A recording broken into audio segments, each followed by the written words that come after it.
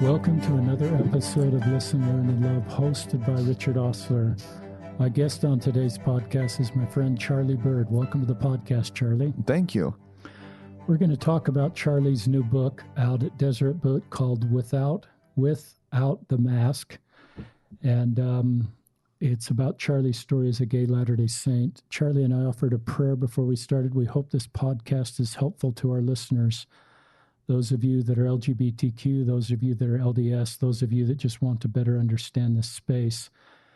Charlie's been on the episode before. He's a returning guest. He was on episode 96 back in February of 2019. If you'd like to hear more of his story, you can refer to that podcast. I listened to Charlie's podcast from LDS Living. Is that the platform? Yeah. That's episode 84. That's a podcast called All In, hosted by Morgan Davis. Great podcast. Charlie did such a wonderful job. And this will be some of the same content of that podcast, but also we'll expand on some of the things. But let's just start, Charlie, with this letter to the reader. I love that, you could even read it if you want to, or just paraphrase what's in this letter to the reader, introducing the book to readers. Yeah. So before I started writing the book, I was kind of nervous, and I was thinking, with my entire life, what would I put in a book? Like where do I go from here? And before I started writing the book, I wrote down a list of like everything I wanted to cover, and I didn't know how to organize it, how to do it. And then I was thinking, what is my why? Like, why am I working on this? Why am I writing it? I realized that I wanted to write the book that I never had growing up. And I kind of took cross sections of my life when I was 14, when I was 18, before my mission, right when I returned home, and then just a couple years ago, right before I came out publicly, and said, what did I need then? What was I dealing with? What were my emotions? And then at the same time, like, what would my family have benefited from when I was in the closet and they didn't know for those 10 to 12 years before I told anyone? And then as I was coming out, like, what would have helped my family? And so I decided that I would just kind of write the resource or the book that I would have needed growing up, and kind of like everything I wish I could have told myself. And so I wrote this letter to the reader explaining that I'm writing that book for 14-year-old me, and for the first bishop that I came out to, and then just kind of taking that a step further, a young women's leader who doesn't know how to teach gospel principles, and also be welcoming to the LGBTQ people that may or may not be in her class. And so I wrote that, and it kind of grounded me as I decided what to put in the book and how to tell stories. So it's cool. In fact, I never expected it to be part of the book. That was just kind of my own personal guide for how I was going to write. And then one of my editors found it and just loved it and said, this has to be in there. I love that. And I love the idea. You're 26 now. You're back at BYU. You're working on a master's of social work, I believe, and wanting to become a clinical therapist. Is that right? Yeah. And so this is roughly 14 or 12 years ago. 26 minus 12 is 14. And I just love that concept. I think our listeners know you, but just by way of introduction, Charlie Bird, is known as Cosmo from his BYU days. And I remember reading an article when you came out, a Deseret News article that talked about you performed live at ESPN College Awards, and the NBC dubbed 2017-2018 the year of the mascot in honor of Cosmo's viral influence that I think had millions and millions of views. Yeah. And so that's when I became aware of you. I just recognized you. All the Cosmos are Osler family favorites. We have a lot of BYU blood, but there was something special about your year and your ability to bring life into that brand and connect Cosmo with the Cougar fans across the world. And so you've had a very unique life mission. Tell our listeners where you did serve your own mission. Yeah, I served in Redlands, California. It's now called San Bernardino. And that was 2013 to 2015. And talk about, and I know this is in episode 96, but just talk about your awareness of your sexual orientation before your mission and your feelings about if that would or wouldn't change, and what it was like to come home from a mission and still identify and still be gay. Yeah, of course. So I was actually really nervous to go on a mission. I wasn't sure if having what I used to call same-sex attraction would kind of like inhibit my ability to perform well as a missionary. I was worried about falling in love with a companion or being outed or just not feeling worthy in general to be serving the Lord and like having Jesus Christ's name on my like tag, you know? And you know, in the years before that, I had been trying everything I could do to rid myself of my feelings, you know, prayer and fasting and psychological exercises and self-imposed conversion therapy techniques and just doing everything I could to run away from myself. And I ended up going because I wanted to go. I wanted to serve a mission. I wanted that experience of kind of being out of my comfort zone and reaching out and helping people. But I was definitely aware of the fact that I was hoping that kind of a side effect of that would be that when I came home, I would be straight. I would be quote unquote normal. And I really thought that those feelings would be sealed off due to my diligence and respect and kind of piousness to God. And that did not happen at all. And did you think it was your fault, Charlie? I don't know if I knew what to think. You know, it was funny because it kind of started a faith crisis in me because I had so much faith in the atonement of Jesus Christ and that it could heal and fix broken things and that through obedience came blessings. So all of these kind of like themes and gospel themes that I had applied to this situation, thinking that I was broken, thinking that I needed to be fixed, and really believing that that God would do that for me. I didn't see how it would be possible to live in a world where God did accept me. I thought it was something that he wanted to change. And so I was like, of course, this is God's will. And if I have enough faith, it will change. Looking back, it's funny how I used all my faith and a lot of my like really good qualities and put it into something that wasn't exactly right, you know, and actually was kind of damaging.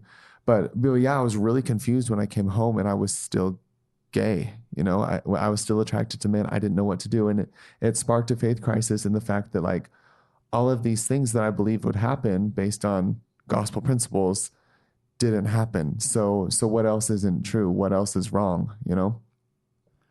That's honest. And I want to go back to that. What would you say to I assume you came home at 21. Yeah. Uh-huh. Or 21 that's 5 years ago. What would you say to your 21-year-old self regarding the faith crisis part of your journey? I would say good job. What a great answer. I think I handled it. You didn't do anything wrong here. Right. I didn't. I honestly did the best I could with the knowledge that I had. And I did have a lot of feelings of like confusion and I don't know if hatred towards God is the right word, but confusion at the situation.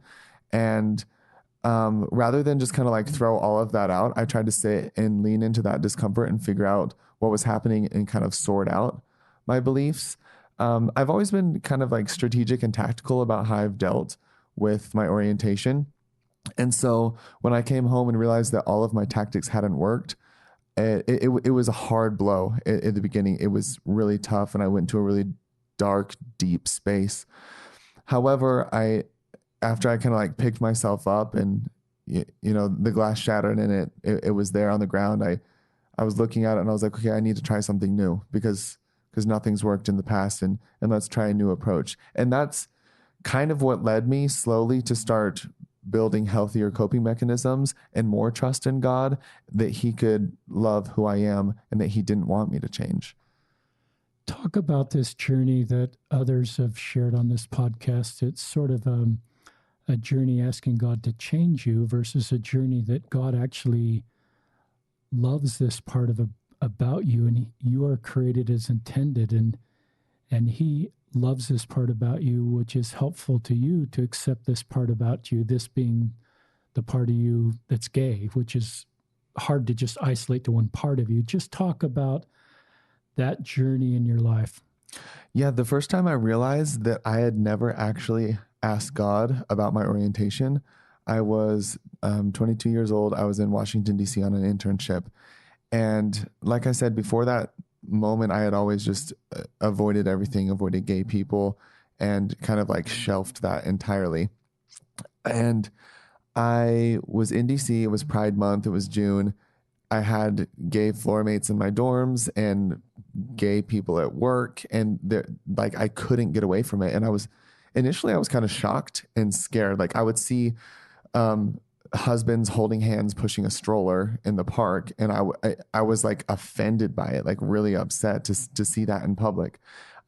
Deeply shamed, deeply homophobic. I don't know where I got this courage, but I ended up finding an affirmation group that was gonna walk and march in the Pride parade. Um, and I had a prompting that I needed to go. I came across it on Facebook, and I felt very strongly that I needed to go to this. So I think part of it was like a spiritual push, but part of it was just like some courage that came from, I don't know, probably desperation, honestly, because I was just really confused. I didn't know what to do. And I, found the courage to go to this event, and we all met in a bakery before the parade. And I really thought it was a joke. I honestly thought that nobody else would be there, or it would be some sort of like troll on the internet that was trying to get people to show up to this bakery. But sure enough, I opened the door, and there were people there with hand painted signs. One of them said, "You don't have to push a hand cart to be a pioneer." And looking back, I love that sign, and I have a couple pictures of it, and it's like a really dear memory. But at the beginning, I was like, this is wildly progressive. I was like, I am uncomfortable with this. Anyway, I ended up going to talk to them, and they were like, I introduced myself. They said, "Why are you here?" And I said, "I'm Mormon." And then I started freaking out, and I was like, what am I doing here? I have got to go. And I said, "And I'm gay." And I'd never said those words before. Wow. The first time I'd used the term gay to describe myself. And I thought I was going to I just wanted to like get out. I did not know what I was doing. I was so overwhelmed. And the guy goes, "Cool, me too. So are all of us." And it was just so normal to them. And it was the first time I ever realized that there was kind of another option besides stay in the church and hate yourself, or accept yourself and leave the church. Because that's all I'd really seen from society, like these two sides. And I get that. I'd been feeling that pull for so long. And I was leaning on the side of stay in the church and hate yourself. And that was the first time I saw someone, like a group of people who were healthy and accepting of themselves, but also of their faith. And it was a small group, but it was really large comparatively to what I imagined would exist. And I had a wonderful day marching in the Pride Parade. I held the Pioneer sign, and that night I was sitting on the edge of the Capitol reflecting pool, thinking, just confused, like, what is this? Because I thought gay people were terrible, but I just had a good day with them, and like felt prompted to go to Pride, and I was like, woo, just kind of like blowing my mind, changing my paradigm so quickly. I didn't know what to do with all that information. And I was thinking about religion and my faith, and I thought about Joseph Smith feeling confused. I thought about this Mormon Message that I used to watch on my mission. It was this girl that was like listening to headphones, and she was confused, and then she like takes the headphones out and realizes that she needs to pray and talk to God. So I don't know why, but I thought of that little video. And then I thought of the idea of being confused. And I was like, that's kind of where like the birthplace of this religion came from, like confusion and asking God. I thought of James 1:5, if any of you lack wisdom, let him ask of God. And I realized in that moment, I had asked God to change my orientation, but I had never asked him how to honor it. I never asked if I should accept it, or if I could accept it, or if he accepted it. And all of my prayers regarding my orientation, this part of me, were fear-based and formal and very guarded with a lot of walls, and expecting that God hated me and that he could not love me unless I changed. That was kind of like the mindset I was going. And it's a really powerful statement you just said. So thank you. Yeah. And in this moment, I was like, you know what? How come my faith has been so fear-based my entire life? And I was thinking about like the 10 years before that of just like shame and psychological damage and panic attacks and fear and wanting to isolate and hide. And I'm sitting there and I'm realizing that those feelings were not my faith. Let's see if I can describe this. And this is something I'm kind of learning as I talk about it, and as I process these emotions. But my faith was so tied to like beautiful experiences and spirituality and hope. But there was also this like current of fear that stemmed from my orientation that was so intertwined with my faith because it was such like a faith-based subtopic. And for the first time, I kind of like unraveled those and saw them that like this side of my faith is beautiful and I love God and I love Jesus Christ and I trust like the power of the priesthood and the power of my covenants. But this entire, like on this other hand, this line of it has been really damaging. And those are not the same things. I used to think that I almost like had to feel depressed and bad about myself in order to be good enough for God. And for some reason, all of this, I just had this brief like moment of clarity for like 5 seconds where I saw it. And I had this overwhelming feeling that I needed to bring that to God and pray about what to do with me. And then it kind of went away. And then I was back to like my normal self, just sitting on the concrete. And wow, this idea that like God might accept me. And, I was kind of nervous. I was like, can I actually pray about this? Is this off limits? This is so, it seemed kind of radical to me, like, God, are you cool with me being gay? Like, that's a question that had never even occurred to me until it was planted there. And, but I decided that I was gonna prepare and fast and then pray about that and kind of like change my approach. And I don't want to be too much of a broken record because this is in the book and I talked about this quite a bit in episode 96. Yes. Was that my episode? Yeah, about 96 a year and a half with ago. me, 84 with All In. Yeah, so I talked about that with you before, but I went to the DC temple and I finally said this prayer and I had the overwhelming feeling that God loved me and that he created me for a purpose and that he did accept me and he wanted me to accept myself. And so then it kind of like shifted my mindset. And in the future, I decided I would live according to the kind of a value of, God, here I am. This is me. I'm not going to hide. What should I do with who I am? Like, why was I created this way? And how can I use me to lift and inspire and serve? And how can I fulfill the measure of my creation? And then I was much happier.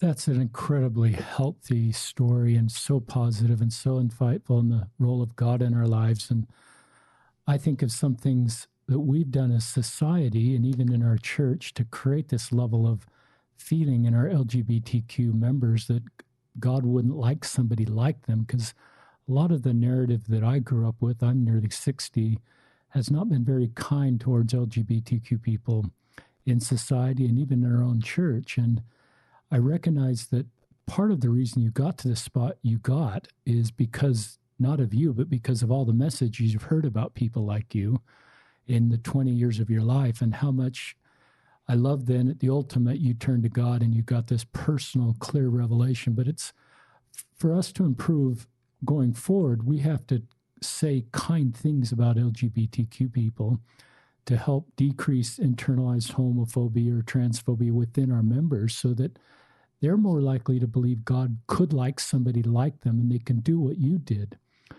And so that's a very helpful story. I sometimes think of things that I've said or have heard, like, well, you being gay, Charlie, is just you responding to the natural man. And I've been uncomfortable with that because I think the natural man applies equally to gay people and straight people. But you can't do anything, to leave the natural man, to develop the Christ-like attributes, to leave the natural man behind us is within our control. But you becoming ungay, if that's a word, is not within your control.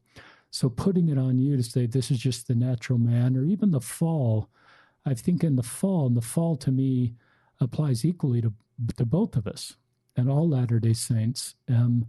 It introduced spiritual and temporal death, but it didn't but it still should put us all on equal moral footing, straight people and LGBT people. You didn't fall further just because you're LGBTQ than somebody that is part of the fall that's straight, because that puts you on different moral footing. And then I think it makes it harder for you to connect with God. Any thoughts on any of that?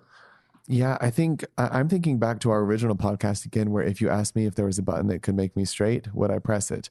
And that actually made it into the book. So, way to go, Papa Osler.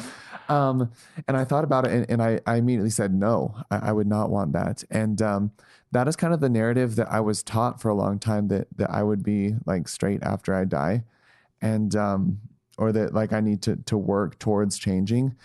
And that's really damaging. And that would, I think there's like a beautiful, like spiritual aspect to who I am, and that there's a purpose behind it. And it's sad to me that people would want to like, or that people would kind of insinuate that shouldn't be a part of me. I want it to be a part of me. I think it's a great blessing and it's a great gift. And the way I was created is unique and special. And it's not like a lot of other people, but that's cool. That allows for diversity and growth in the building of Zion. And so I really love my orientation, and I hope it's always part of me. And I feel like it will be. I love that. So talk about shame and self-loathing. And they're really, when you talk about where you are now, Charlie, that to me is just the opposite of shame and self-loathing. It's an appropriate level of self-respect and peace about who you are that to me seems so healthy. And all of us, straight or LGBTQ people, need to get there. But talk about shame and self-loathing and Satan's role to keep you in that space. Yeah, I firmly believe that the adversary works best in darkness, and that shame and self-loathing are amplified when we're holding on to these things alone. I think God would have us reach out and connect and be vulnerable and honest. And with me, the way that shame and kind of like darkness worked in my life was, I felt like if I ever brought anything to light, I would be rejected. And a lot of that pressure came from society. It really did. Like all of these kind of indicators that I didn't fit in, or that God didn't love me, or people didn't love me. And so there was that component, but there was also the component of me projecting rejection.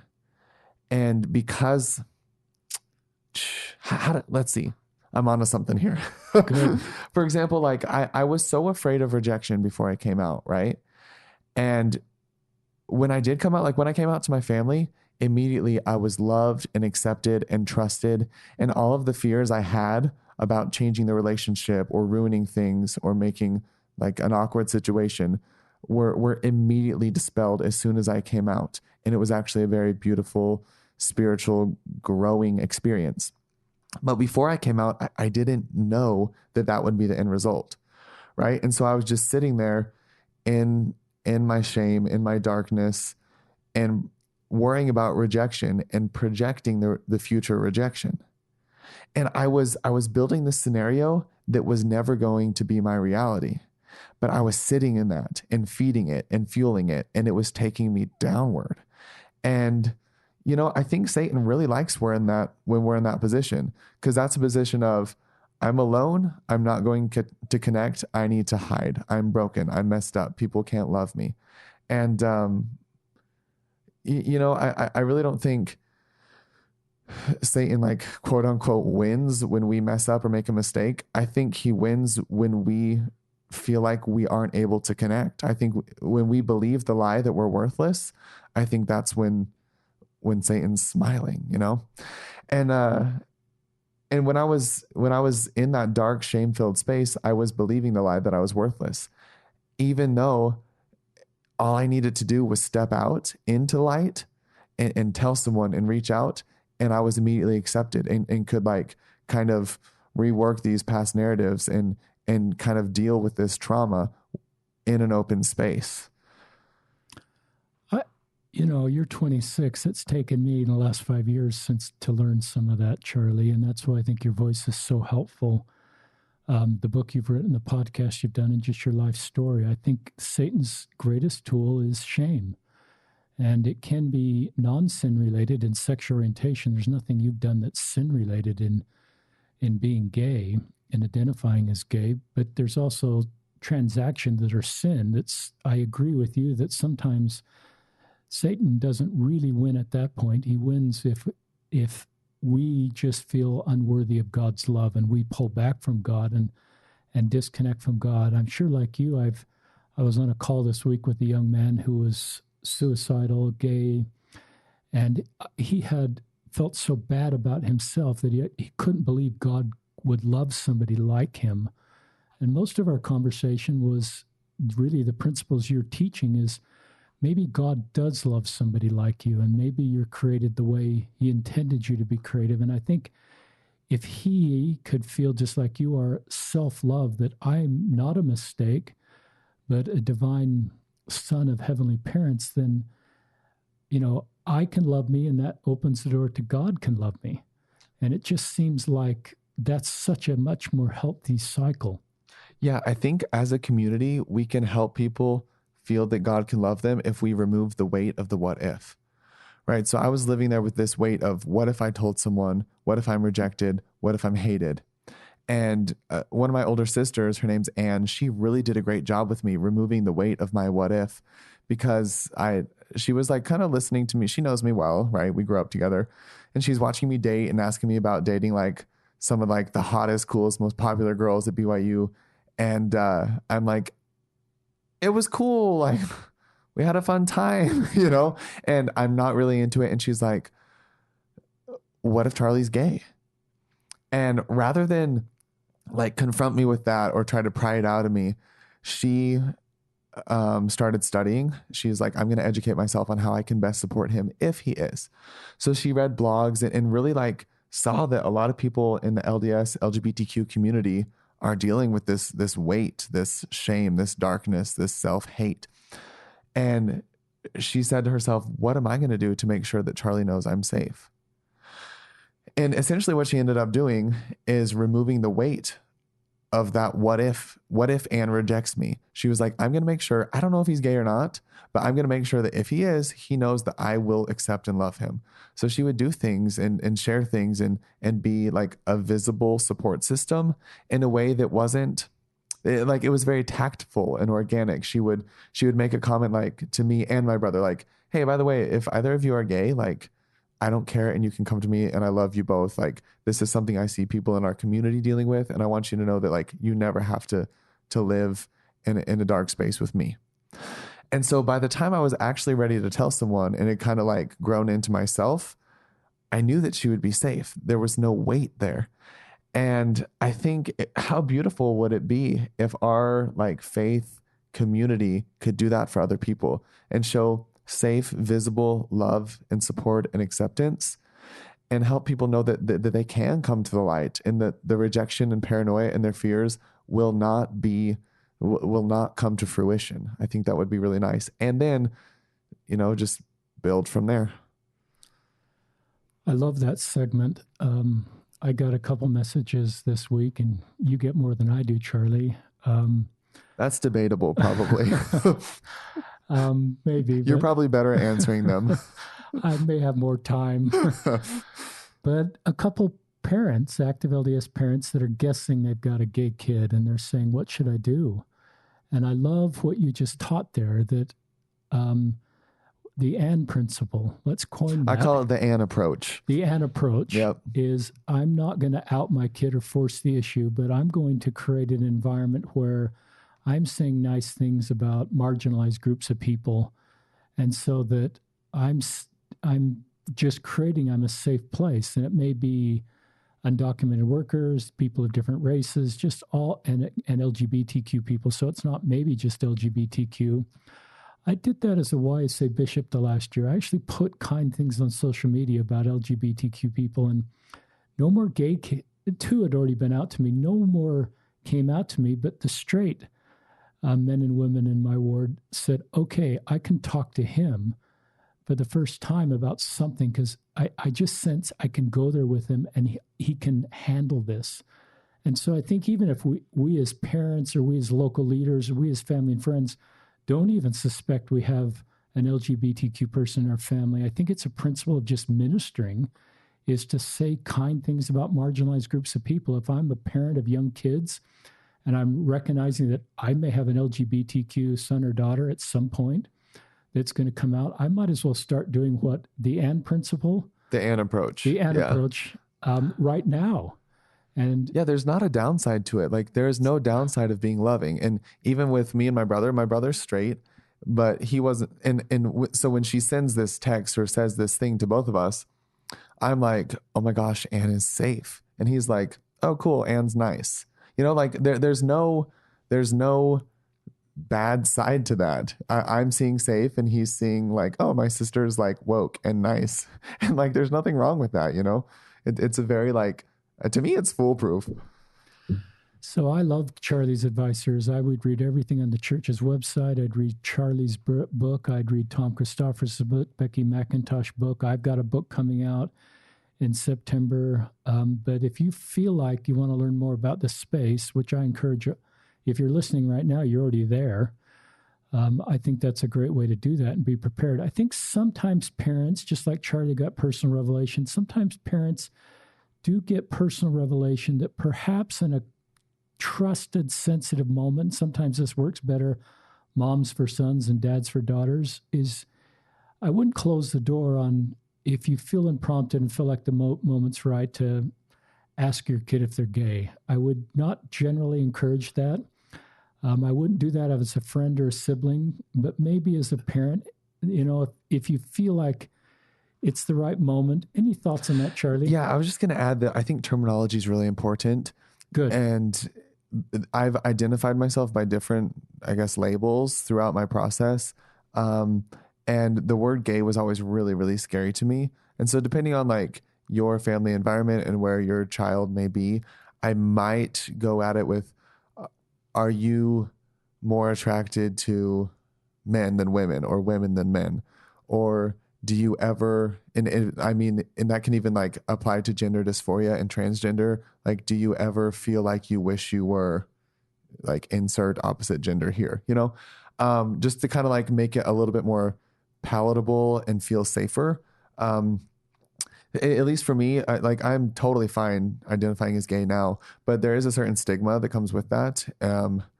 And before I came out, I was really like aware of that stigma and scared of it. And I didn't want people to like assume that I was acting a certain way or like being something I wasn't just because I used the term gay. And so the word gay really scared me. I would say I am same-sex attracted, or I have feelings of same-sex attraction, sorry.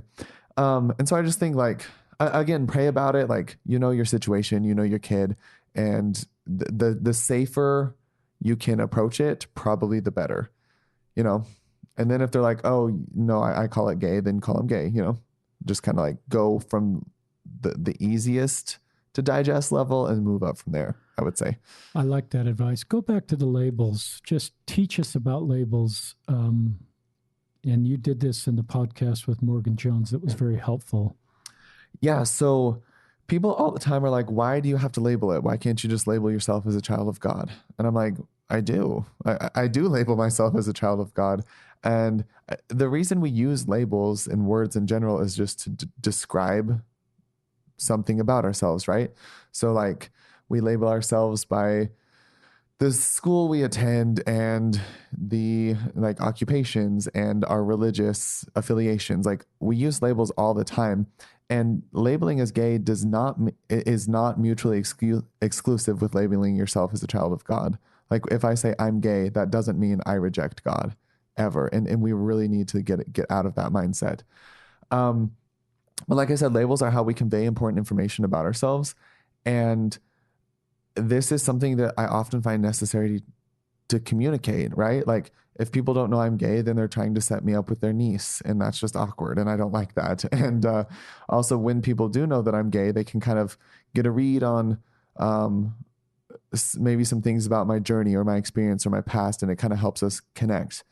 And the reason I switched from labeling as same-sex attracted is because that label made my feelings, it made me feel like something to run away from, right? When I said I'm experiencing feelings of same-sex attraction, in my mind, it kind of gave me this imagery of like being attacked, right? And that I needed to run for something or change.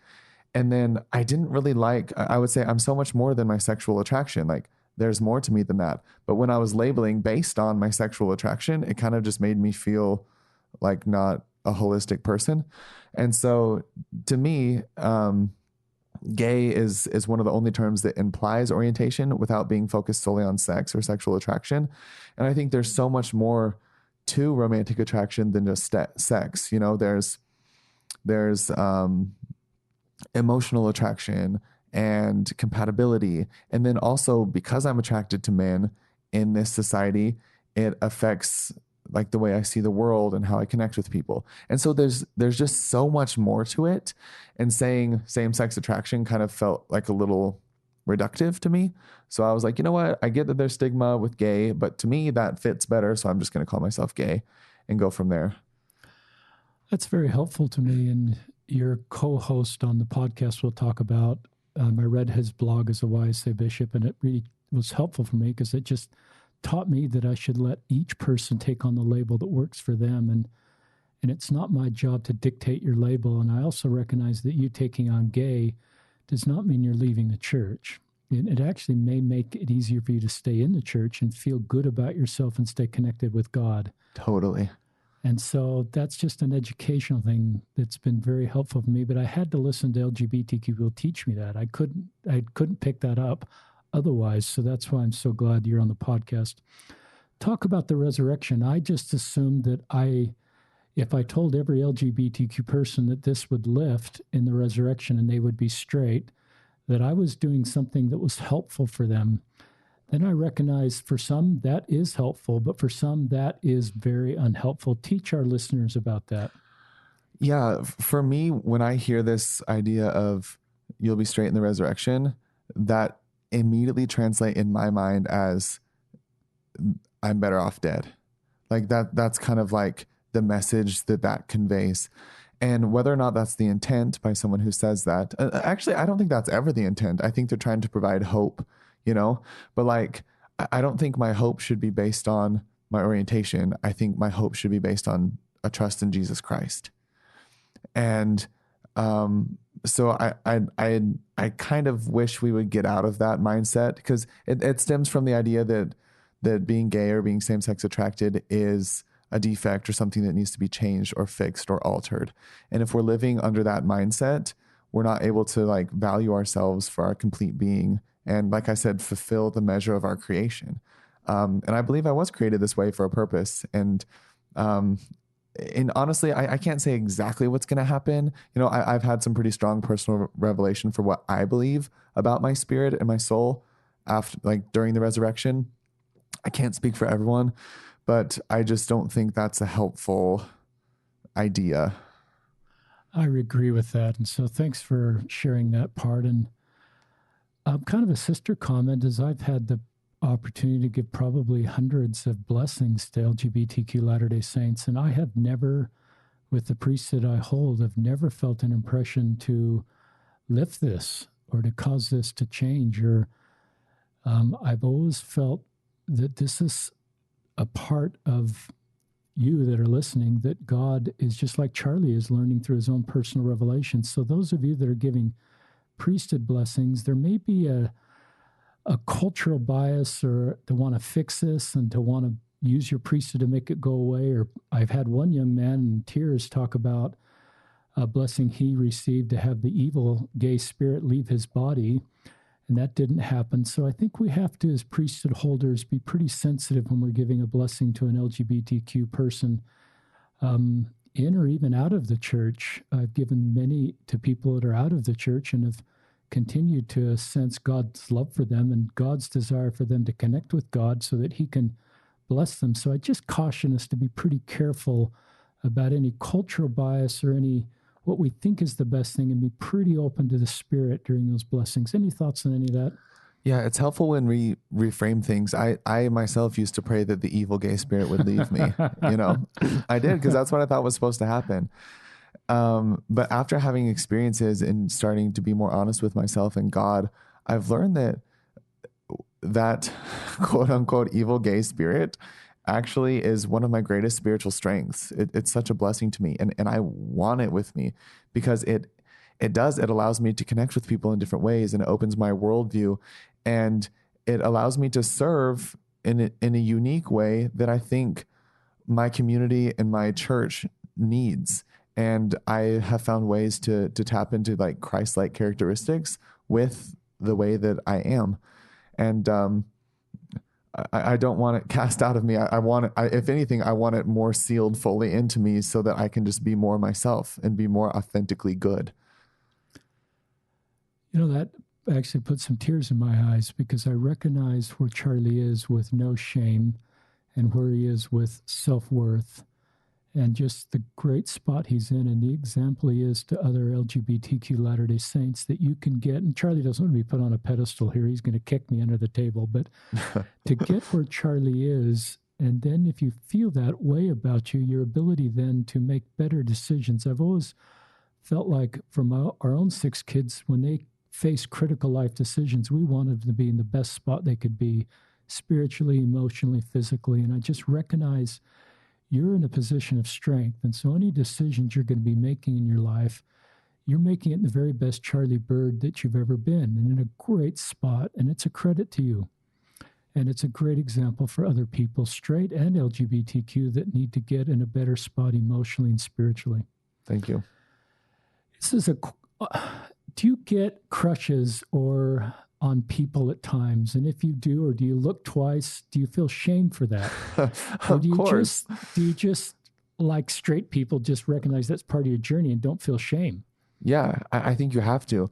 I share this. I do a podcast as well. And this is something I talked about last week.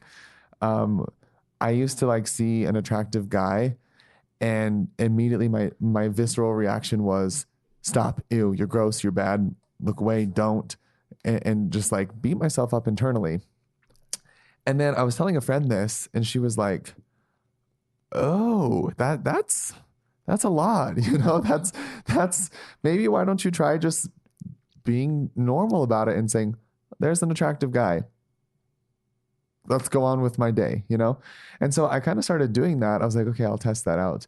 And I like all of the inner turmoil was just kind of like, it just disseminated. Right. Because then I was like, oh, I'm honoring the fact that I'm attracted to people and that I'm a human and that's it. Like that was it. And there was like no sin or lust or like evil desire there. It was just like, oh, that's a good looking dude. Let's move on. And it just made life a lot easier. And so I think, you know, I thank you for saying that to not make me a poster child. I don't want that. And I really think that everyone needs to live according to their own values and their own personal revelation. I think that's so powerful. And that we need to honor other people's agency and their choices moving forward. But for me, like currently I'm not choosing to date. I'm in this space that I'm really comfortable and happy. But that doesn't mean I'm sealing off everything about me. Like I realize that being gay is so much more than attraction, but also like that's a huge component of it. And like I get crushes and I'm attracted to people and I talk about that with my friends and people who I trust. And I just kind of like normalize the fact that I have a normal orientation and that just kind of makes things easier. I think if you're trying to bottle up and suppress that, you're going to bottle up and suppress a lot more than that. And then it puts you back down into that position of shame. And I never want to live there again. I know what that's like. And so once I start feeling myself being ashamed of things, I try really hard to be aware of when that's happening so I can say, no, I'm not going to go back there. I love that. And I'm very comfortable with everything you said. And I just recognize that I remember talking to somebody, not in a podcast, and I basically said, you're going to have crushes and you're going to look twice and you need to not feel shame for that. It's just how you're wired. You're 26. I was 26 at BYU once, Charlie, and I found my wife at 28. And so of course I would have the same experiences that you had. But if I create no shame around me looking twice on campus towards a woman and you have total shame looking twice with the man, I recognize that that's going to put you in a really tough emotional spot. So I loved how you've sort of decriminalize that part of your experience and just it's a human part of you. There's no sin there. It's just logical. And even to talk about it at times with trusted friends, to me, takes the shame out of it and just helps you be in a better spot. So if I'm your parent or your priesthood leader, I think I need to recognize it's just part of your journey versus shut that part of your, journey off. Talk about, you shared this in the podcast with Morgan Jones that I thought was fascinating. You read the Book of Mormon through the lens of a gay Latter-day Saint. Uh-huh. And it was so helpful for you. Share with our listeners that. Yeah, so I've always loved the Book of Mormon. I've always had a really strong testimony of it. And in a lot of ways, that's kind of like why I stick around. I really believe in the power of the Book of Mormon. And I love the way it teaches about Jesus Christ. That being said, for a long time, I would read it. And there was always this tone of like, the Book of Mormon will make me straight, right? So I would read things like the straight and narrow path or beware of pride. And like these kind of like catchphrases in the Book of Mormon were like, a way for me to double down and be like, yeah, like I need to be straight and live on the straight and narrow path and not have pride. And so one time, and it's so funny, but like I realized that I was out to everyone. I wasn't quite out publicly, but like everyone in my life, my ward, my family, my friends, I was living in New York, everything, like I was just completely me. And I was in a really good space. And I was reading the Book of Mormon one day and it said the straight and narrow path. And I was like, gotta be straight. And I was like, whoa. Like, Charlie, it was shocking to me that I was kind of reverting back to that. And then it made me realize that perhaps my scripture study was still living under this idea that in order to be righteous or good, I couldn't be gay. And I was sitting with that for a while and I was like, that's really interesting. So I decided that I would get a copy of the Book of Mormon and read it through a completely new lens, the lens of being a gay disciple of Christ, which is new territory. Like to me, it's new, but like, what a great term, a gay disciple of Christ. Yeah. And I wonder if that causes friction for people when they hear it, I hope not. Yeah. It probably would have for me a couple of years ago, but I'm like, I'm gay.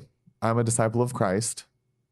I'm going to read this Book of Mormon as a gay disciple of Christ. So I was trying to think about like the question I needed most answered. And I was like, ooh, it's pretty, I don't know if progressive is the right word, but I was like, this is a big question that I don't think the Book of Mormon can answer, but whatever, I'll just do an experiment. So I wrote my question and I resisted the urge to write like a watered down, easier version of it. And I was like, no, this is exactly what I need to know right now. So I wrote it very specifically in the front. And then I read the entire thing through the lens of that question as a gay disciple of Christ. And it was so incredible to see like these chambers of the Book of Mormon unlock and like this new information in the way I digested the words and felt the Spirit was just, it just opened so much. And I could not, like, how sometimes you're reading the scriptures and you're like, oh, I have to read another chapter, and totally not that experience. I could not put this down. Like I'd be invited to a party. And so I get on the subway and I'd be reading it. I'm in Grand Central Station. I'm reading it. I'm in Central Park. It's on my lunch break. I'm just like highlighting, going crazy on the Book of Mormon. And I was like, I was shocked because here I am. I guess it was 2018. It was the end of the year. It was October. I took the month of October to read it. And I'm like a cosmopolitan gay man in New York City. And the words of ancient prophets are like giving me spiritual and practical advice on how to go about my day and accept myself and interact with others. And it was just a really, really beautiful experience. And that, to me, it was kind of like another, there were always a ton of hints and indications that like everywhere in society, there's indications that you can't be gay and a disciple of Christ.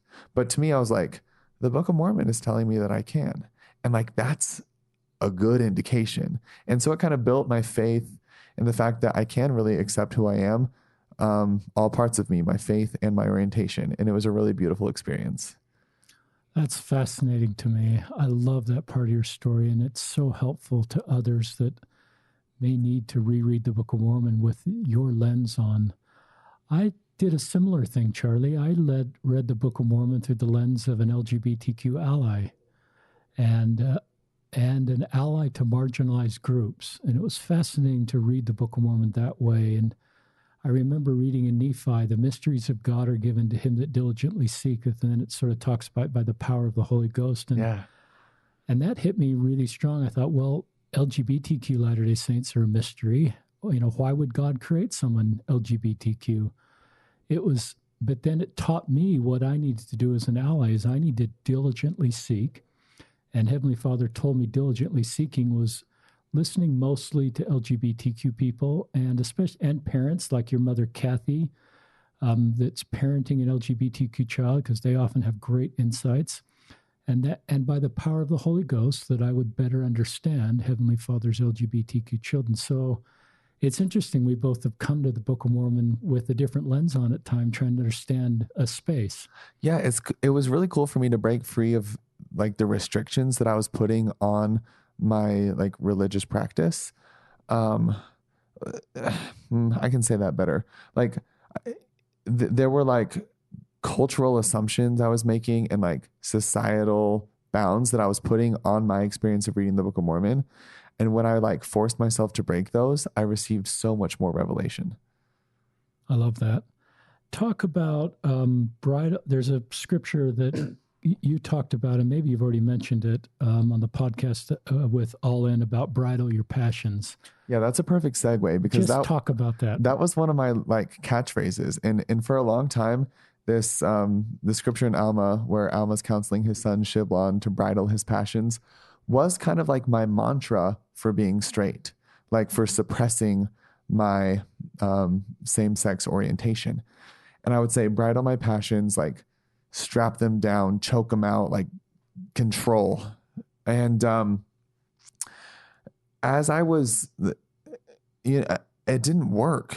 It made me feel stressed. And it was so funny. I was always confused because Alma says, bridle your passions that ye may be filled with love. And I was bridling my passions, but it was filling me with hate, a lot of self-hate, and then jealousy for people who I thought weren't bridling their passions, people who had entered into same-sex relationships or were dating. I was jealous and angry and annoyed at them, and then I just hated myself. So I was kind of like, again, I think sitting in discomfort is so healthy and leaning into things that are confusing. So that's what I tried to do, and I was looking at the scripture, and then I was like, okay, well, what's a bridle?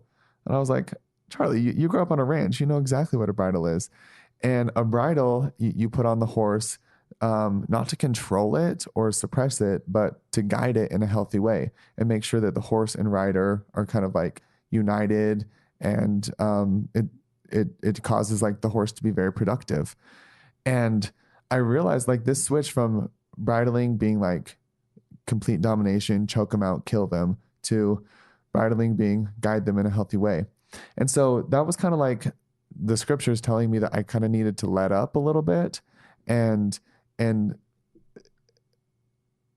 be okay with a little bit of flexibility there, but still within like appropriate bounds.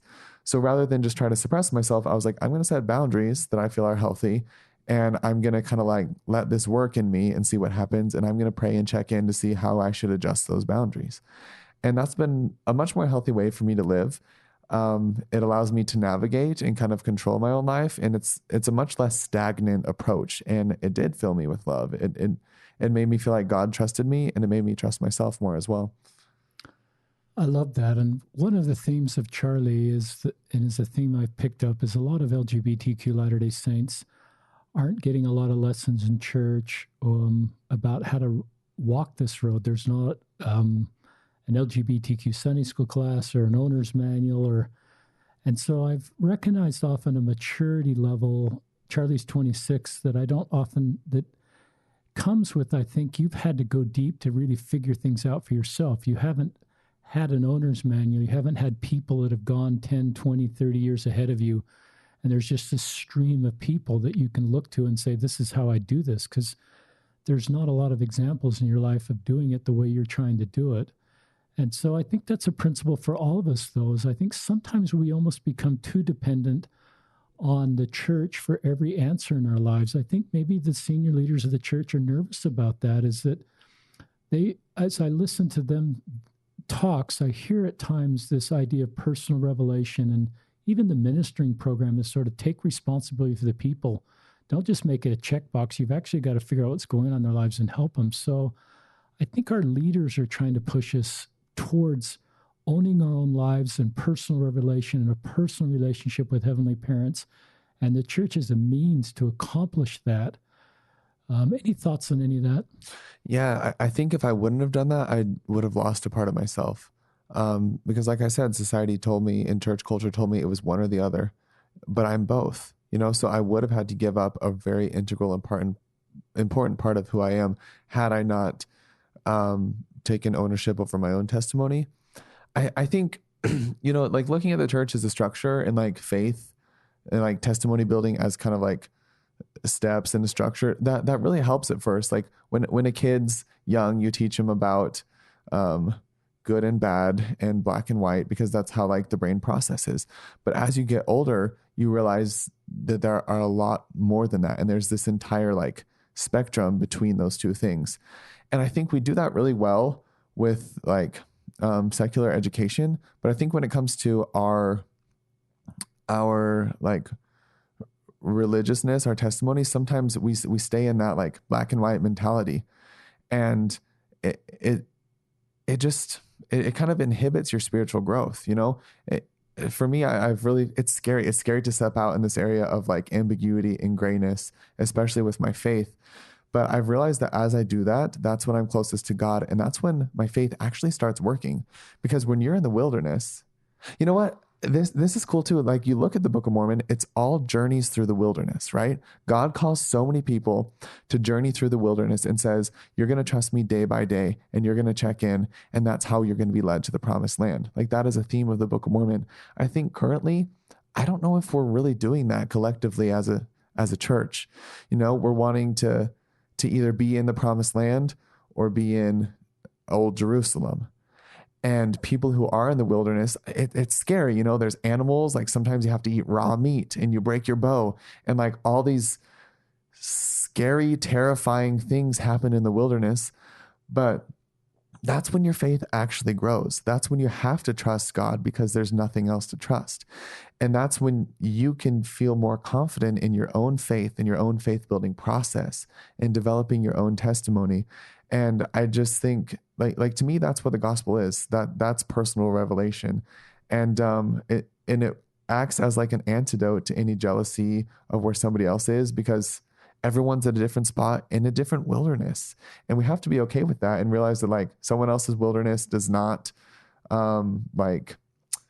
what's the word I'm looking for? I feel like I was really eloquent and I wasn't it. Well, it doesn't like transfer conflict with my conflict. wilderness, and I don't know, that's just such a beautiful point. And personal revelation is scary because sometimes I'm going to keep ranting. Is that okay? Like, I want to talk about authenticity real quick. This is an argument I have that like, if you become too authentic, then you start accepting the bad things about you, right? Like authenticity is kind of sometimes confused with complacency, I think. So, and for me, that was something I struggled with for a long time, because like I'm trying to be authentic, but is accepting my orientation a bad thing? Is that becoming overly authentic? And I think that's scary because like with personal revelation, it comes with like kind of a complement of almost anarchy sometimes. But real authenticity and because we're children of God, because we have divine heritage, true authenticity and true like acceptance comes with the moral responsibility to pray and use the Spirit to understand. So to me, it's just so much less scary, like personal revelation could be anarchy, but if it is anarchy, it's not personal revelation. You know what I mean? Like the way to verify your personal revelation or your authenticity is to pray and receive spiritual promptings. And that's just so beautiful, like accepting myself, becoming more authentic. Yeah, there are things about me that I still want to change, but through prayer and introspection, I've realized that my orientation is not one of those things. is not one of those things. That's something that is meant to be part of me and that I need to be authentic with and hold on to. And I don't know, I that's love just that. cool, you know? I really love that. And I know during my YSA assignment and what we try to do as parents is to teach our kids to get personal revelation for their lives. Younger kids, we obviously make a lot of decisions before them, but as we're helping them move into adulthood, and our kids are kind of your age, Charlie, and the YSAs obviously were your age, they sometimes came, Bishop, what should I do? When I served as a bishop, and I was pretty reluctant to tell them what to do. I wanted to teach them principles of getting personal revelation versus answering questions for what they should do. And that's exactly what you've done in your life, and I think is a pillar of the doctrine of our church. Talk about this idea of vulnerability equals connection. Yeah, it kind of goes back to living in shame. Once you open this conduit of bringing something to someone, there's a humanness there, and you can like connect to the human. When I started coming out to people, I was very scared to do so. I didn't want it to change the relationship, as I mentioned before. But by being vulnerable and kind of like sharing the most secretive or deepest parts of me with someone, I realized that I could be accepted, but also that there's like commonalities among people, right? I've made a lot of growth that has stemmed directly from me trying to figure out how to be gay in the Church of Jesus Christ of Latter-day Saints, right? But there's other people who make growth in different ways. And it's cool when you kind of like bring forth your stories or your experiences and like share your testimony, other people grow. And like, even right now, we're both sharing things. And I think it's safe to say that both you and I have learned a lot just from this conversation. True. And like, there's things I'm going to listen to this and write down thoughts that had never really been vocalized to me before. And it's because we're being vulnerable and we're connecting and growing. And so I think that's an eternal principle. I certainly didn't understand that principle. I've always thought being vulnerable for men, particularly, was a sign of weakness. But I've learned to be more vulnerable, and that makes me connection's the word you use. I love that authentic connection is the road to healing, and as I'm vulnerable in appropriate situations, that it helps me heal and connect and grow in a way that wasn't possible. And to me, it's just a higher law, and it's part of being a man. It's a Christ-like attribute. Talk about, and then I want to move on, talk about what the scripture, perfect love casteth out fear, means to you. I guess I would just go back to that space where I was projecting rejection. And as soon as I brought that forward and was met with love, like a perfect love, an unconditional love, that fear was gone, just completely dissolved. And that was my experience with God as well. When I finally felt his perfect love and allowed myself to feel it, when I peeled back my layers and like showed my full self to God, I felt perfect love, and it blasted away all of the fear I felt from my past and for my future. I just love that scripture. And I think in our own faith, I've had kind of a fear-based mentality for a lot of years. And as I would call it maybe matured, I don't have much fear, Charlie. I don't have much fear because if I feel like I really own our doctrine and I really own heavenly parents that love us and we're all the same brothers and sisters, I don't have a lot of fear right now. Yeah, I fear ISIS. And I fear sex trafficking and some of the divisiveness. So there's things in our society I'm deeply concerned about, but I don't have a lot of fear anymore. And I think it's partly just because I've better understood our doctrine and haven't really bought into sort of some of the us versus them fear narrative that sometimes can create community, but it creates community around fear versus love. And to me, it's not the highest law. I want to talk about your brother, Sam. I think he's home from a mission. I think I'm seen some pictures of him home, and I think he's your only brother, and he's younger. Yeah. Talk about your hike on Mount Kilimanjaro. Yeah. So, well, I'll preface this by saying that my dad's crazy, and my dad was your dad there too? Yeah. My dad and my little sister Hannah. We were on a summer trip, and my parents are divorced, and so it just kind of, my older sisters are married with kids, and it kind of just like unfolded into this situation where me and Sam and Hannah, my little sister, would spend summers with our dad. And my dad has this wild idea that he wants to hike Mount Kilimanjaro. And we're like, cool. But also, like, we can't just hike it next week. And he's like, why not? Let's just go there. And so, he travels a lot for work and he understands kind of how Africa works. So we show up and we just kind of like negotiate our way to this like hostel, and we're staying there and we have no supplies. Like, we have nothing. And we're figuring things out, and like you're supposed to hire a porter to carry your stuff up the mountain. And he's like, we're birds, we don't need no porters, we're gonna carry everything. So anyway, we end up carrying like 65-pound bags of it's just ridiculous. And we're like, okay, I guess we'll hike Mount Kilimanjaro. And we only had enough food to last for like 4.5 days. And so he's like, we can get to the top and back in 4.5 days. And we're like, our father is insane. But we're like, whatever, let's shoot for it and see what happens. So it's day one on the hike.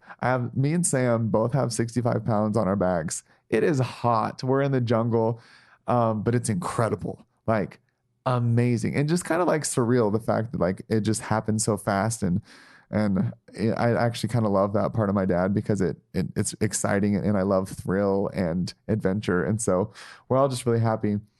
So Sam, at this point, he was a senior in high school. He'd kind of had his growth spurt. We're the same size. We're both in good shape, and we're just trucking out and feeling good.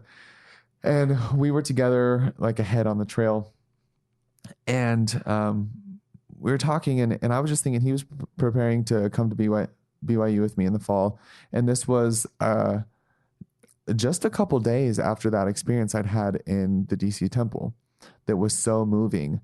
And I'd promised God back when I was in the temple that whenever I'd felt prompted to come out to someone, that I would. And I decided to make coming out a spiritual experience, and just see where I needed to do that. And it kind of, you said like being vulnerable in appropriate situations.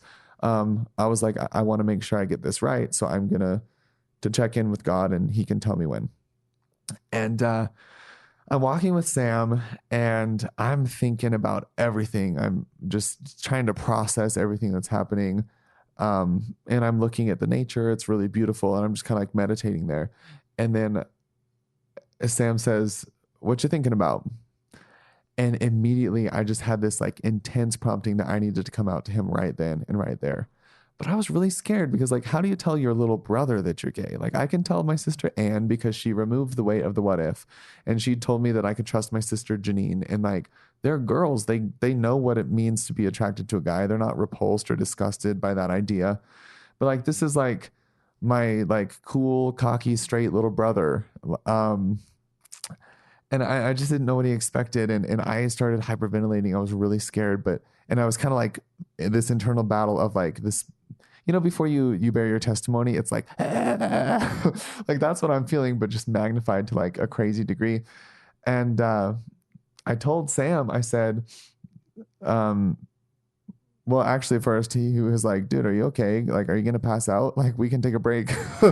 And he actually made a joke about, because a couple months before, ESPN had talked about how Cosmo was the world's most athletic mascot. And he's like, dude, for being the world's most athletic mascot, you're not in very good shape. Cause I'm like, like hyperventilating over there. And I'm like, it's not the mountain. Like, I'm like, don't think I'm in bad shape. That's funny. Like, anyway, so he's like, well, what is it? Like, are you like, you're obviously like having some sort of like physical fit over here. And I said, Sam, I'm gay. And he says, what? Like, just completely caught off guard. And I was like, I'm not attracted to girls. I'm attracted to guys. I'm gay. And I need you to know that. And I watch him, and I have no idea what he's going to do. And, and he's young, like he's 18. And I guess, sorry, any listeners who are 18, but you're very young. That's probably what people think about me, but I'm like, come on, he's still in high school, like, and this is like a big adult complex thing. And I'm watching him try to process, and I don't really know how it's doing. And he says, well, is it a choice? And I'm like, no, like, and so I'm kind of trying to explain to him, and he doesn't really know what to say. And he says, well, what are you going to do? And it's kind of dawning on him that like being gay, like, is coupled with extreme like social and religious complexity. He's like, what are you going to do? And I said, I don't know. I was honest. I didn't know what I was going to do. And I guess kind of, I still don't really know what I'm going to do, but I have much more of like a trajectory than I did back then. And, he's thinking about it. We're walking in silence for a little bit. And he says, you know what? I don't care. I don't care what you do. I love you and I trust you. I've always trusted you. I've always looked up to you. And I know that you're going to do what's right for you. And you have my full support. This doesn't change anything. I love you. We're brothers. We're tight. And we always will be. And that was so beautiful because I was freaking out. I didn't know what I was going to do. And I'm not sure if I really trusted myself. I was still just barely stepping out into this idea that I could trust God with this or anyone else for that matter. And for years, I'd watched people make choices and be in like life positions that I was scared of and that I didn't think would be healthy for me, you know? And it was so empowering for him to say, I trust you. And to not try to like force a life path on me or try to fix me or tell me what to do. He just said, I trust you. And whatever you think is best for you, I'm going to give you my full uninhibited support. I love that. Sam, if you're listening, great job. And it's something that all of us can do, what Sam just did. And it came to him intuitively. But I love that. Talk about, you have gay friends, I assume, that are in same-sex marriages. How do you feel about that? How do you process that? Because I'm thinking you're so close to that, or you would have more understanding of that road than other Latter-day Saints that are straight. And so I think it helps us to take a cue from you, how you respond, to help us know how we should respond. Yeah, I think one of the first things that God did when he created man was to give us agency, right? That's one of our first gifts. And it's such a beautiful idea. And to me, like, agency isn't so much like the choice between right and wrong. It's more about like the ability to choose, the ability to be flexible and have like control over our own life path. And we were just talking about personal revelation and how different people are called to do different things or live different ways. And I've seen that for me, the way that I feel prompted to honor myself or like manage this part of me has changed pretty dramatically depending on where I'm at and what I know and like my life position. And I think it's so powerful when we are godlike and honor other people's agency. I'm thrilled when my gay friends get married. It makes me so happy, and to see them find love and acceptance and make a big decision and commit themselves to like another child of God and like make promises to like hold on and love each other. That's so nice. You know, that's a beautiful thing. And it makes me happy to see that they're living according to their own values and making decisions based out of faith and love. At the same time, I'm thrilled when my friends are in a good place if they're choosing to remain single. You know, I like remaining single is kind of like difficult and weird. And there's a lot of people who I think sometimes make it out of that decision out of fear. But if they're like honestly owning their life and saying, no, I recognize that I have so many options. I can do whatever I want, but this is where I believe I need to fit. I'm so happy for them, you know? And so I guess just like when you boil it down, I'm happy when people are living life according to their own values. And that doesn't conflict with my beliefs or my life path or my personal revelation because someone else is doing something different. And I also don't believe that showing support or love to someone is a compromise of moral values. And so if one of my friends is making like a conscious decision that they want to do and they feel like it's adding value to their life, I'm really happy. What would you say to LDS parents that have a child going into a same-sex marriage?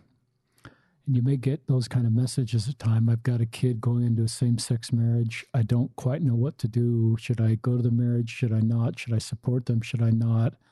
Any just general advice for LDS parents? Yeah, I guess just the same thing. Showing love and acceptance or support isn't a compromise of moral values. Um, I, I, I don't think that there's any obligation to say, I struggle sometimes thinking when people are like, I love you, so I'm going to be here, but I want you to know that I don't agree with what you're doing.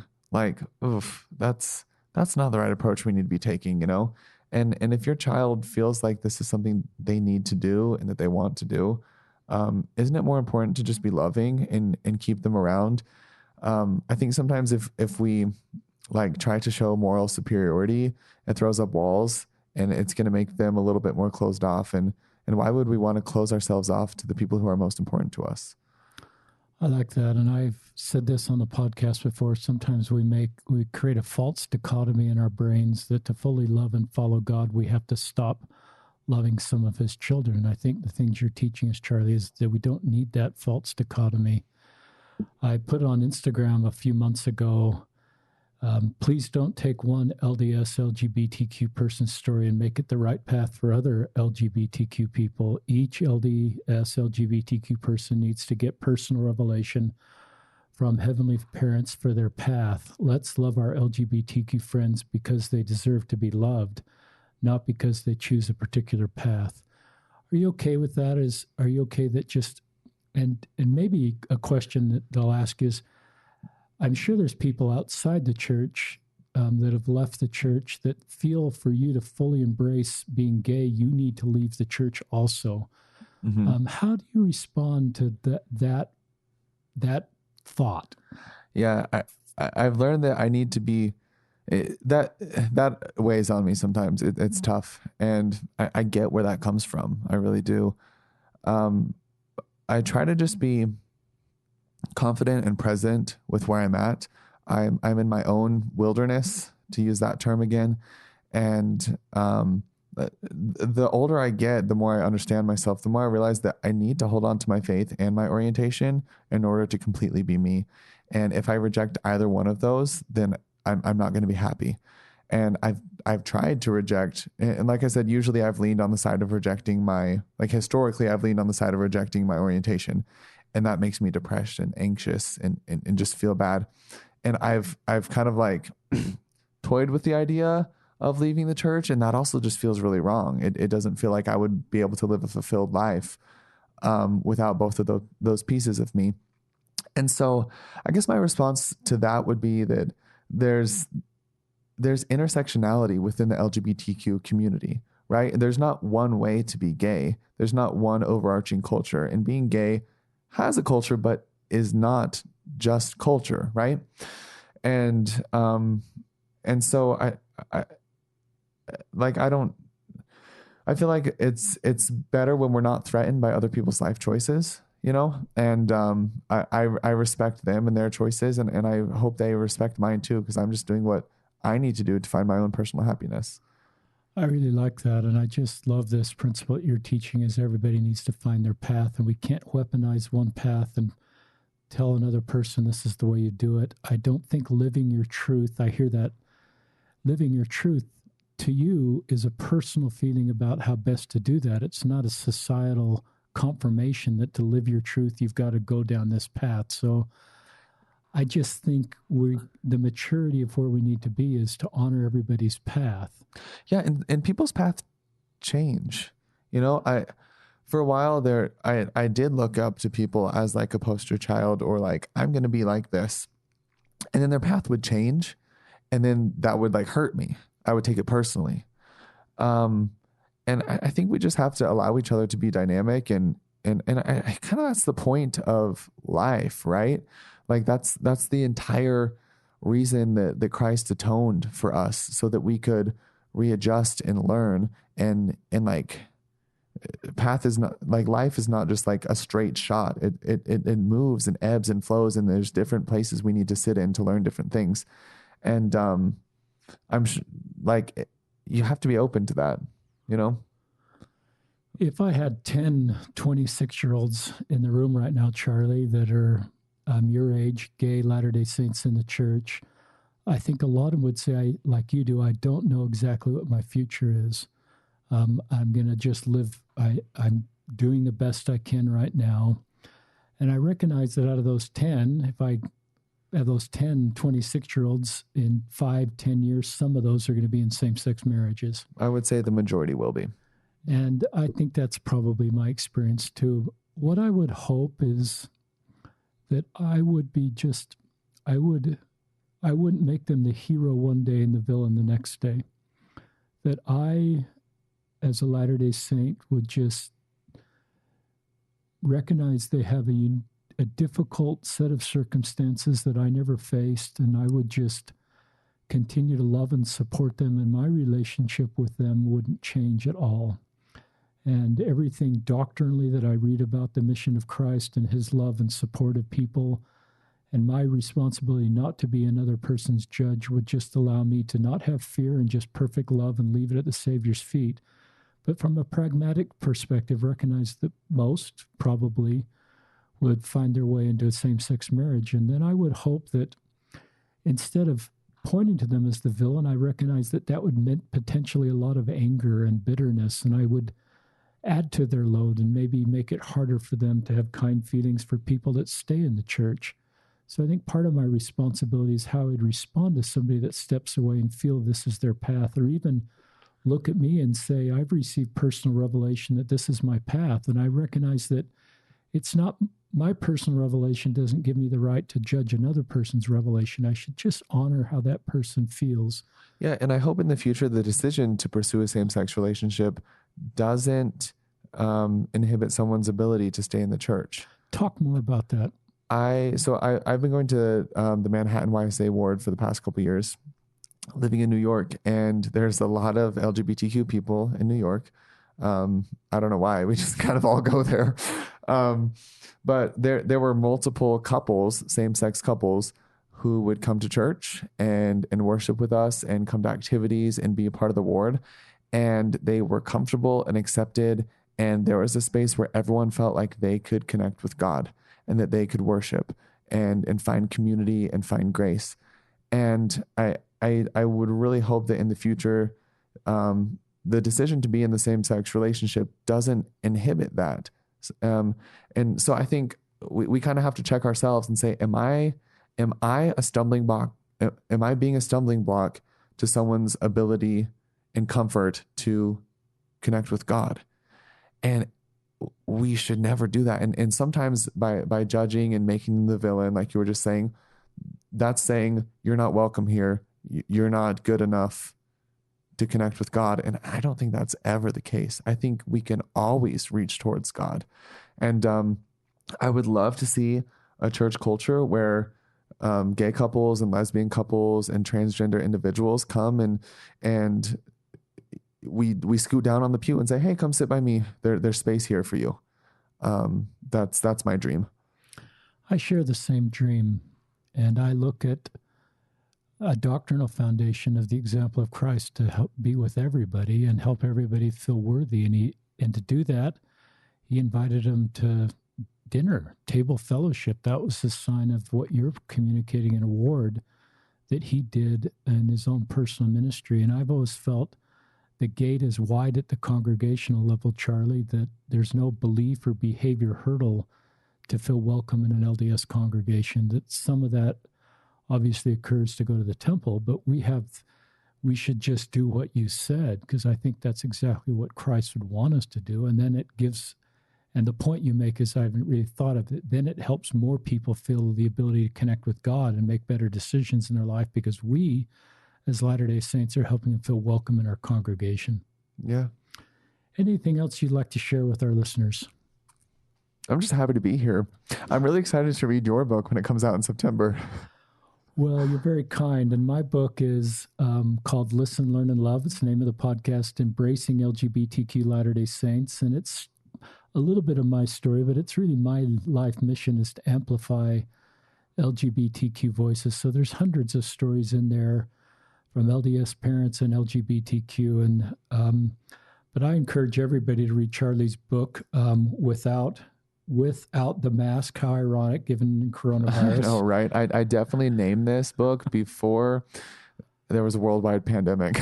But the visual of the mask and Cosmo and what you've done is so impactful for all of us coming out and coming into God's light. And I would encourage people to read this book, even not trying to learn more about LGBTQ, you will, but this book will just help everybody just have better tools to connect in a more authentic, vulnerable, healthy way. Talk about your podcast. We haven't gotten to your podcast. I want to make sure that we plug your podcast that you and Ben Schilaty are doing. Yeah, thanks for remembering. I do a podcast with Ben Schilaty. It's called Questions from the Closet. And essentially, we just wanted to take on some of these taboo or scary questions and make them like listenable, there's a lot of people who are either closeted or kind of like apprehensive about entering the space, or just don't have the time or the resources to connect with information. And so we decided we would set up this podcast. The format is we take a question and we just take about 30 minutes and invite a guest and we discuss the question. We're not really trying to come to like an answer or a definitive yes or no or this or that, but simply just share our perspectives and kind of like our growth experience around that question. And we've so far covered some pretty cool topics. We've talked about reconciling church policy and, am I gay? Should I come out? How should I come out? What do I do if my patriarchal blessing says that I'll get married in the temple, but I'm gay? Like just some kind of hard things, but really relevant topics that questions we've had and questions a lot of people have too. And yeah, it's on all podcasting platforms. It's called Questions from the Closet. And if you're not sick of me yet, you can find me there. It's a really good podcast. I encourage the listeners here to go to that podcast. I'm in a couple parents groups that you're not in because you're not a parent with LGBTQ kids. I don't have any kids, but they've invited me in those groups, and your podcasts are being shared a lot in those groups. Oh, that's nice. That makes me happy. And you're answering questions that parents have about this space. They're kind of doing the same thing you do. They don't have an owner's manual or a lot of Relief Society or Elder Quorum lessons to rely on, so they're having to dig deep to get personal revelation, but your podcast is very helpful. Well, that's kind of our time limit. Thank you, Charlie Bird, and thank you, our listeners. Please check out Charlie's book at Deseret Book or Amazon. Read it, share it. It's a great book that'll help us come better as the body of Christ. And Charlie, glad to have you in my home. You have a wonderful life mission. You personally helped me be a better disciple of Christ. Thank you for joining us.